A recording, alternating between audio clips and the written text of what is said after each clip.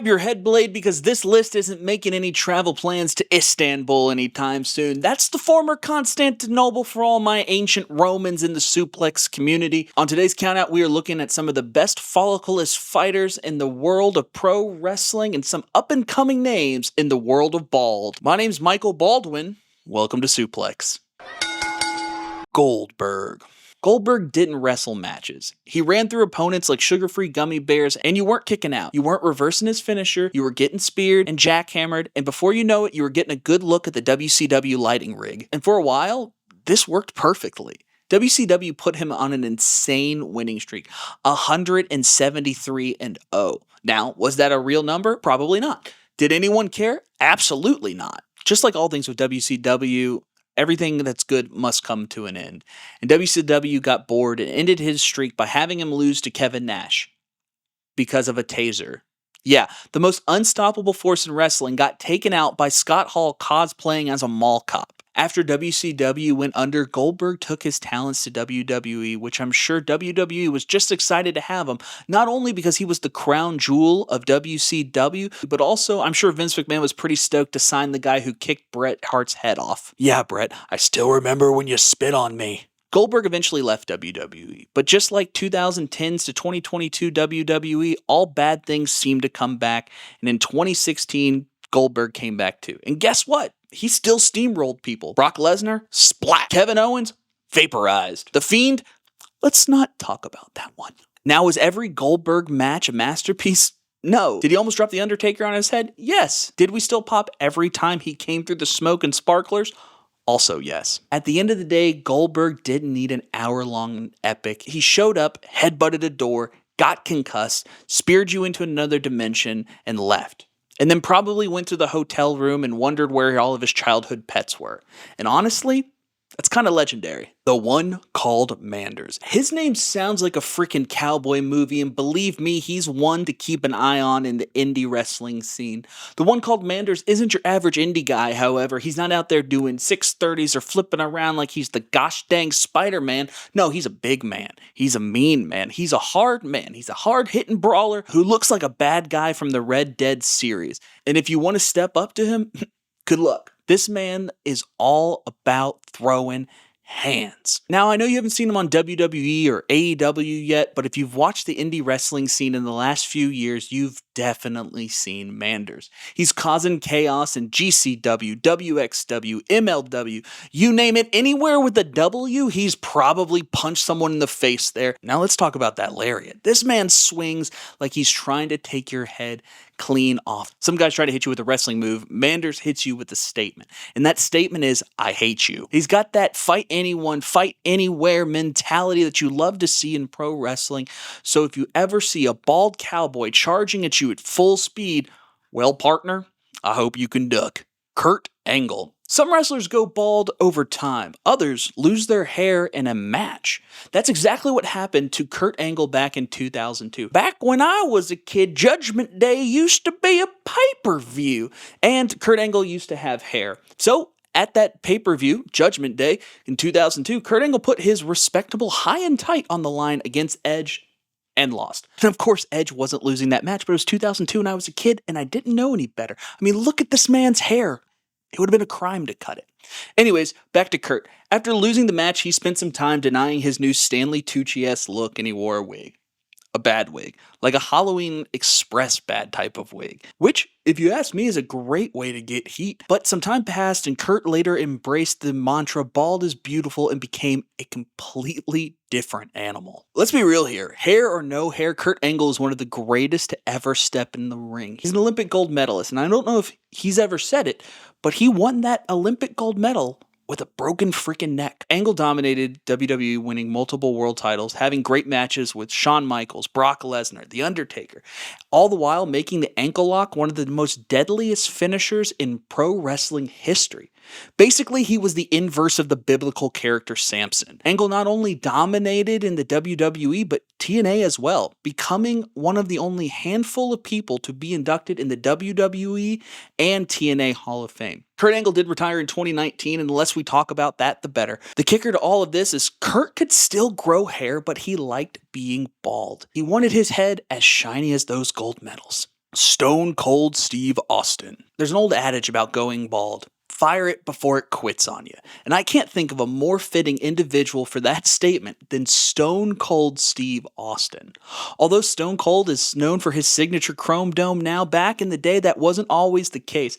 Back in WCW, known as Stunning Steve Austin of the Hollywood Blondes, he had a full head of blonde hair. Okay, that was a little bit of a lie, but there was definitely some blonde hair on that head of his. But after getting fired by WCW and heading over to ECW, he ditched the skullet and grew a goatee, and by the time he hit the WWE, the bald badass was born. And what did that bald head bring? Absolute domination. A 6-time WWE champion, back-to-back Royal Rumble wins, and the man who single-handedly launched WWE into the Attitude Era by flipping off his boss and stunning the hell out of anyone who stood in his way. From his legendary rivalry with The Rock to his all-out wars with Bret the Hitman Hart, Austin was much-watched TV. Bald? Yes. Legendary? Without question. Stone Cold Steve Austin didn't just make being bald cool, he made it badass. Christopher Daniels. Some wrestlers go bald because of genetics. Others have done the math and figured out if they shave their head, they'll be more aerodynamic for moonsaults. And no one proves this more than Christopher Daniels. That's right, the fallen angel, the indie legend, one of the most underrated bald wrestlers of all time. Christopher Daniels has been tearing it up on the wrestling scene for decades. The guy has been wrestling since dial-up internet was a thing. And if you don't know what dial-up internet is, ask your parents. Also, ask your parents if they know about Christopher Daniels. Maybe you secretly have cool parents. He was one of the mainstays that helped put TNA on the map, stealing the show in legendary X Division matches with AJ Styles and Samoa Joe. But the real game changer for Christopher Daniels, the best moonsault ever. And no, that's not just a nickname. It's the actual name of his finisher. And honestly, he's not wrong. Smooth as butter, lands like an absolute work of art. The moonsault was so good, it's inspired future generations like Tiffany Stratton and her prettiest moonsault ever. I wonder how Tiffany Stratton would look bald. After years of busting his ass in TNA, Daniels took his talents over to ROH and AEW, becoming one of the first AEW tag team champions with SoCal Uncensored, which is a nod to the pro wrestling magazine in Southern California by the same name. But in 2025, Christopher Daniels hung up the boots at the age of 54. In a Texas death match against Hangman Adam Page, which I and some of the rest of the Suplex Media crew got to see live. It was a hell of a match and a great send-off to a hell of a career. Daniels now works in talent relations in AEW, continuing to give back to the business of pro wrestling. I just wish Curryman was here to see this. Minoru Suzuki. Pro wrestling's most violent uncle and the scariest bald dude in the game. And before you blow up my comments section about him having a little hair up there, I need you to take a look at what this man is capable of doing in the hair department. Like a young Brad Pitt. I'm putting him in the bald camp. Get over it. This man isn't just a wrestler, he's a walking nightmare with theme music that makes grown men scream in fear and excitement. Now, Suzuki isn't just any wrestler. He helped invent MMA. Yeah, seriously. In the 1990s, he co-founded Pancrase, a shoot-fighting promotion where dudes literally tried to kill each other. When Suzuki steps in the ring, he isn't pretending to hurt people. He knows how to hurt people. The Hurt Business is going to sue him. I don't think they would. Would you get to sue him? We'd like to sue Minoru Suzuki. Me as a lawyer, pass. I'm not doing that. He ran wild with Suzuki Gun, beating up young lions, veterans, referees, basically anyone who looked at him funny. And if you thought he slowed down with age, this man is out there still headbutting people into oblivion, well into his 50s. It wasn't just New Japan who had violence for themselves from Suzuki. In 2021, he invaded AEW and immediately made a statement by trying to behead Jon Moxley in front of everyone. Yeah, I would try to do that too if they cut off my entrance music. You gotta let me get my shit in. But let's be real, Suzuki doesn't need music to be terrifying. The man is bald, built different, and can knock you out with a single slap. So if you ever see Minoru Suzuki smiling at you, run. Just run. But if you are brave enough to face the man himself, he usually can be found at his shop in Japan called Pile Driver by Minoru Suzuki in Harajuku. I think if he's there, you might even be able to get him to take a picture with you. Ryback. Look, I don't know what was in the air in 2013, but for some reason, we were all really obsessed with Ryback. Like, genuinely, go back and watch the crowd reaction. This man had people chanting, "Feed me more. Feed me more. Like he was out there handing out free Popeye's chicken sandwiches or something. It's probably El Pollo Loco. That's like a joke for 5 people. Now, let's be clear, Ryback wasn't out here putting on 5-star classics. His whole thing was just wrecking dudes. And in 2013, WWE basically strapped a rocket to his massive bald head, and he went from squashing jobbers to main eventing pay-per-views. Fortunately for the big guy, things did not quite work out for him in WWE. But for that brief moment in time, we were captivated as the WWE Universe. Since his departure, he started his own supplements line and can be found doing TikTok live stream battles. Woof. Look, I didn't want to end this on a negative note for Ryback, so just so you know, I live in Louisville, Kentucky. It's the home of OVW, and I'm pretty sure Ryback served me and my family at a barbecue restaurant when he was coming up through OVW. It was Smoky Bones. I should go back and see if Smoky Bones is still there. They should put a shrine up to him.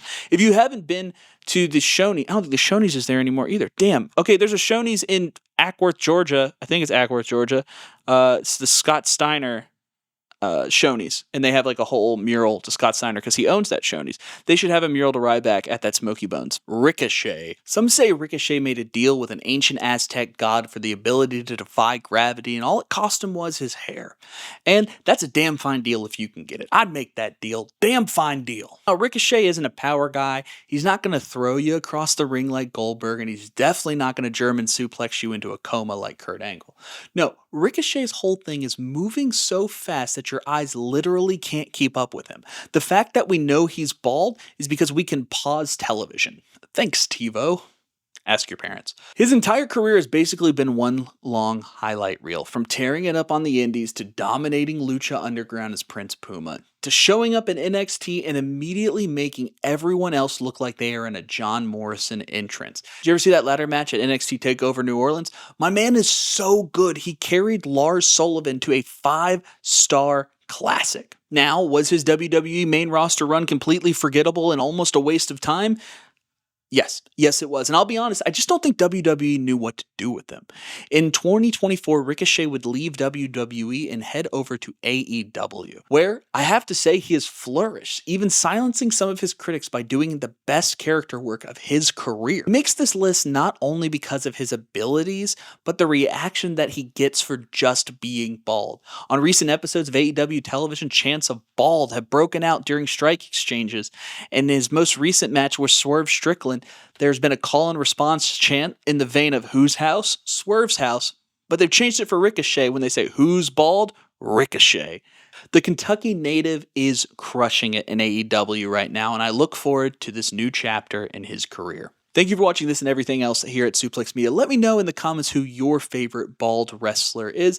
If you're looking for a list of wrestlers with interesting hairstyles, we also have that. I'll put the link in the description. Consider supporting the channel by giving us a like or even subscribing. Thank you all so much for watching this and everything at Suplex Media. Remember, pro wrestling is predetermined. Your life isn't. Go do something great today. We'll see you next time.